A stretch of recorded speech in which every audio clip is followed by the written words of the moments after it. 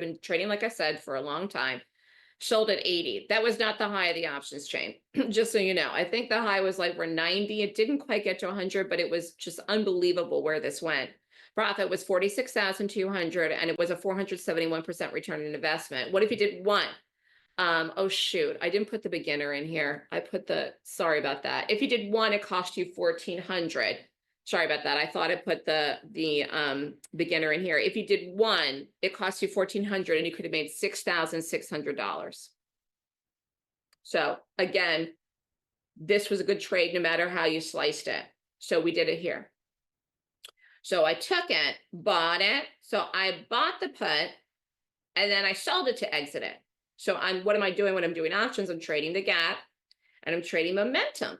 Okay. Again, this trade was up actually into the close here, but because it was so expensive, I stayed with it and I did think it was lower. And then it went a little bit here, and then here's the day you want to exit the trade.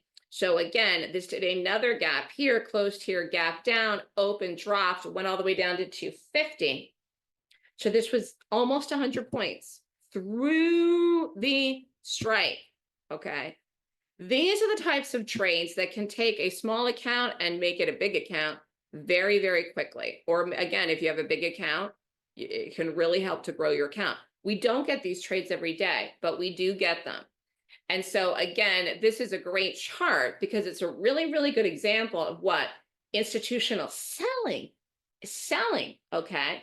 Because it got dumped from the day that this opened, the very first day, this was closed here. Again, snug as a bug. We weren't in it yet here. It was around 370 and change. Gap down here actually opened under 340. You could have done a lower strike if you didn't want to pay the $14. And then crashed. Boom, boom, boom. So again, this is momentum.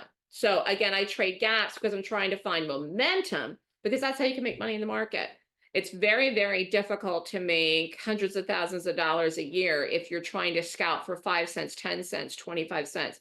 You're gonna have to take a whopper of a size to do it. It's too much risk for too much size, in my opinion.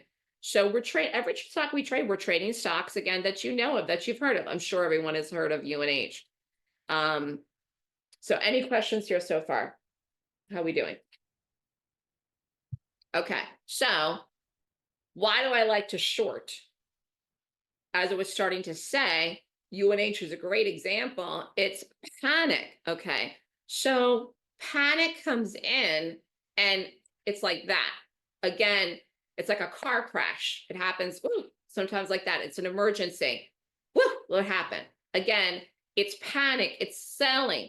When people panic, like when we saw the sell-off actually in the market, when Trump put the tariffs on, we had that massive sell-off. That was the end of March and the beginning of April. People panicked, okay? People are panicking in the UNH. And then you saw selling. So I'm shorting then and taking advantage of that panic. So one of the reasons why I prefer to short is, again, short moves happen quickly. Panic comes in fast. It's not to say that there isn't something called panic buying. Sometimes you get panic buying, but panic buying is very, very, very, very rare and almost never happens. Actually, let me see if I can pull this up here. Can you see the SPY here without me moving it back and forth? Can you see my SPY chart? This is the day of the pause day, 4/9. I don't know if anybody remembers this. This, you can't even tell unless you watched this here. Like you're like, oh, that's a green bar or whatever. No, this actually on the day that the pause happened with Trump, everyone was screaming on TV, oh my God, we're the biggest rally of our lives. This, you can't even tell unless you watched it, that the day didn't really transpire the way that the bar looks.